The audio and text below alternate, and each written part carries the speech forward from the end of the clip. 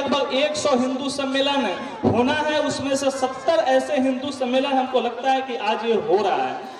इस हिंदू सम्मेलन का उद्देश्य बड़ा ही पवित्र है, क्योंकि 100 वर्षों के साधना का यह परिणाम है कि छोटे छोटे स्थानों पे ऐसे भव्य और दिव्य हिंदू सम्मेलन हो रहे हैं। क्योंकि हम सबको मालूम है अपना हिंदू समाज 1000 वर्षों के गुलामी की मानसिकता में रहा है। उस मानसिकता में रहने के कारण हम हिंदू हैं कौन, अपना स्वाभिमान भूल गया था। यह हिंदू समाज असंगठित हो गया था, अपने स्व को भूल गया था। ऐसा हिंदू समाज आज फिर से पुनर्जागरण के बेला में पहुंच चुका है और 100 वर्षों के सतत तपस्या का परिणाम है कि आज हिंदुत्व का एक जन जागरण पूरे देश भर में देखने को मिल रहा है और आज उसका सुखद परिणाम भी दिख रहा है। यह हिंदू सम्मेलन का जो कार्यक्रम है यह केवल कार्यक्रम मात्र नहीं है, तो आने वाले समय में हिंदू समाज का दिशा बोध का यह कार्यक्रम है कि अपना हिंदुत्व किस दिशा में जाएगा,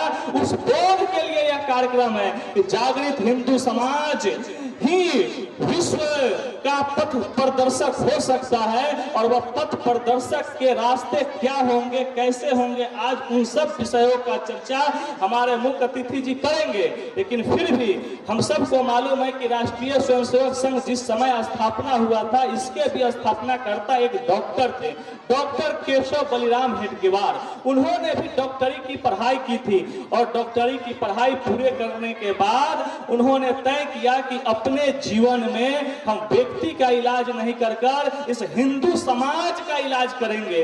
तो यह हिंदू समाज का इलाज क्या होगा, तो हम सबको मालूम है अपना हिंदू समाज आदि अनादि काल से चला आ रहा है।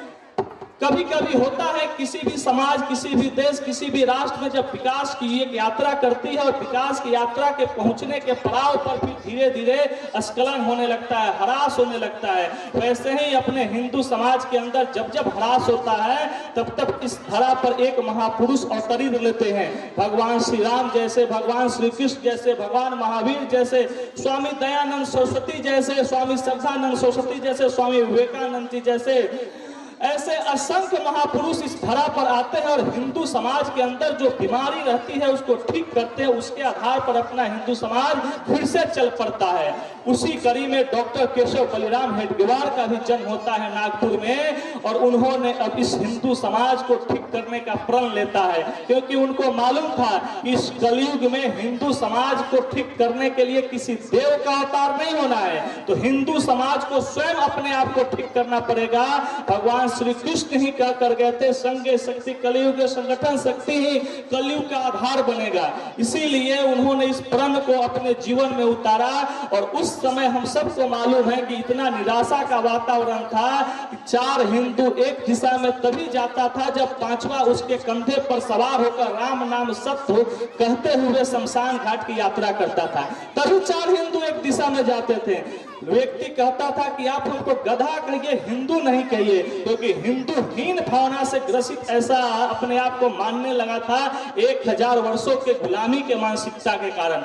उस निराशा भरे वातावरण में डॉक्टर साहब ने तय किया कि इस हिंदू समाज को हम संगठित करेंगे और सभी कमियों को दूर कर वह जो बीमारी था, छुआछूत रूपी, भेदभाव रूपी, असंगठित रूपी ऐसे जो बीमारी था उसको ठीक करेंगे और आने वाले समय में यही हिंदू समाज दुनिया का पथ प्रदर्शक होगा। ऐसा विश्वास लेकर उन्होंने कार्य को प्रारंभ किया और आज 100 वर्षों के सतत साधना का परिणाम है कि ऐसे छोटे छोटे स्थान पे भी जहां 4 हिंदू इकट्ठा नहीं होते थे, वहां एक एक मोहल्ले में, एक एक गली में हजारों की संख्या में हिंदू इकट्ठा हो रहे हैं और गर्व से कह रहे हैं कि हम हिंदू हैं।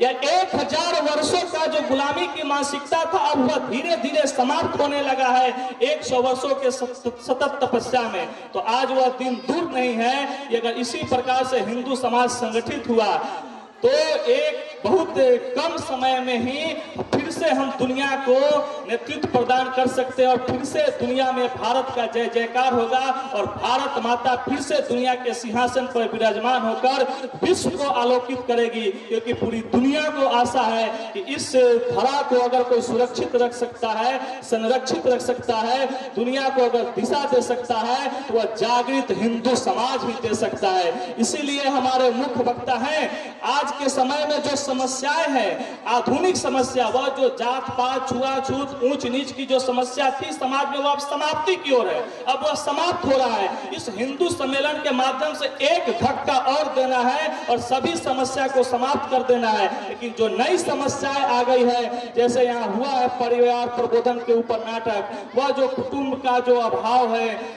अनेक लव जिहाद, ऐसे अनेक समस्याएं हैं, उस सब को दूर करने का प्रयास किया जाएगा। उन सब के बारे में विस्तार से हमारे विनोद जी बताएंगे। इतना एक संक्षेप में कहते हुए अपनी बात को समाप्त करते हैं।